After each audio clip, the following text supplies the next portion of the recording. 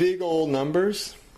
It does have a light that you can pop up here on the top, and it stays on for just long enough to read it if you need to see what time it is. And it has the usual features you'd expect: an alarm, month and time.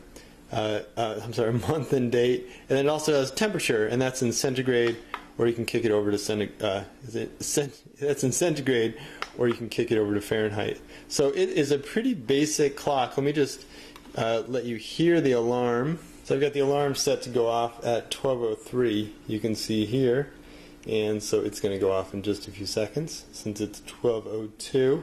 And I'll just give you a sense of what the alarm sounds like. It does have a snooze button on the top, so that's the alarm going off, and you can snooze it. I think it's just important to know what an alarm sounds like if you're going to wake up to this guy every day. It's getting increasingly insistent that you wake up, and I will just snooze it. Now I showed you how the light comes on when you pop it. But another thing to note about this light is that it does have a sensor. So if you flip the light off in the room, this light will glow.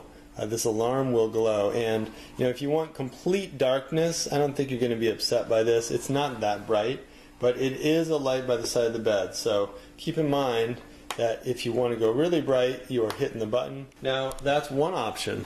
You can turn off the sensor. And if you turn off the sensor and you kill your lights, it's completely dark. So you have some options.